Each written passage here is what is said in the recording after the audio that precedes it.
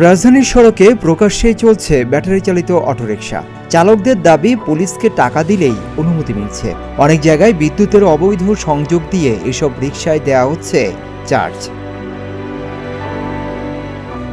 Battery চালিত রিকশার সংখ্যা অনেক বেশি। 4 চাকার ভারী যানবাহনের সঙ্গে প্রতিযোগিতায় নামে অবৈধ ঘোষিত এসব 3 চাকার গাড়িগুলো। অভিযোগ রয়েছে ট্রাফিক পুলিশকে বখরা দিয়েই সড়কে চলাচল করে এগুলো। ঢাকায় সর্বোচ্চ গতিতে অবৈধ ঘোষিত ব্যাটারি চালিত রিকশা চলাচল করে। দেখা গেছে দূরপাল্লার গণপরিবহন, আন্তঃজেলা পিকআপ ও অ্যাম্বুলেন্সের সঙ্গে পাল্লা দিয়ে ছুটে চলে 3 চাকার এই গাড়ি। বেশিরভাগ সময় ঢাকায় যোগাযোগের একমাত্র মাধ্যম হয়ে ওঠে ব্যাটারি চালিত রিকশা। আমরা আমাকে পেটের দায় নামছি, কোনো পুলিশ কোনো গুল্লি আমাকে থামাইতে পারবে না।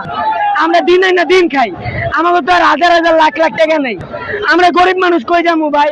মাঝে মাঝেই ব্যাটারি চালিত অটোরিকশা বন্ধে রাজধানীর বিভিন্ন জায়গায় অভিযান চালানো হয়।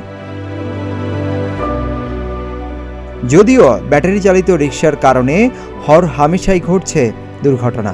এসব অটোরিকশার বিরুদ্ধে অভিযোগ বিস্তর। আর এদিকে মিরপুর এলাকায় গিয়ে দেখা গেল সেখানকার অনেক গ্যারেজেই অবৈধ সংযোগের মাধ্যমে দেয়া হচ্ছে ব্যাটারিতে চার্জ। পুলিশের দায়িত্বশীল জায়গা থেকে বলা হচ্ছে, অবৈধ রিকশা চালাতে যারাই সহযোগিতা করছে কাউকেই ছাড় দেওয়া হবে না। তবে কোনো ব্যক্তির অপকর্মের দায় নেবে না পুলিশ। অটোরিকশা চালকরা বলছেন, পুলিশ আমাদের থেকে 200 থেকে 500 টাকা পর্যন্ত নেয়। মাঝে মাঝে চালকদের ধরে পুলিশ বলে রিকশা রেকারে দিয়ে দেবে ও ডাম্পিং করে দেবে। তখন বাধ্য হয়ে যেভাবেই হোক একটি সমাধানে আসে অটো চালকরা। তখন পুলিশ টাকা নিয়ে ছেড়ে দেয়। চাঁদা নিতে হইলো, এটার টিআই আছে, টিআই এর একটা ভাগ আছে বড় বড় কর্মকর্তার থেকে। এটা একটা এরিয়া ভাগ করে দিছে, 10 নম্বর আইবো না, চিপাই চাপাই চালাইবো। এখন এটারও কোনো সমাধান নেই। আমাকে তো একটা সময় দিবা, হুট করে বন্ধ করে দিছে।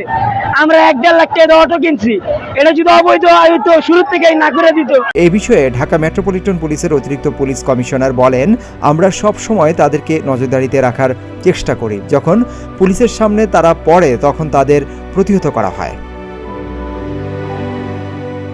ট্রাফিক পুলিশের চাঁদাবাজি প্রসঙ্গে তিনি বলেন, যদি কোনো ট্রাফিক পুলিশের বিরুদ্ধে যথাযথভাবে বিষয়টি প্রমাণ হয় তাহলে তা নিশ্চিতভাবে অনুসন্ধান ও পর্যালোচনা করা হবে এবং যারা দোষী তাদের বিরুদ্ধে ব্যবস্থা নেওয়া হবে। ঝুঁকিপূর্ণ অটোরিকশা বন্ধ হোক, সেই সাথে রিকশা শ্রমিকদের জন্য নতুন কর্মক্ষেত্র তৈরি করা হোক, এমন প্রত্যাশা ভুক্তভোগীদের।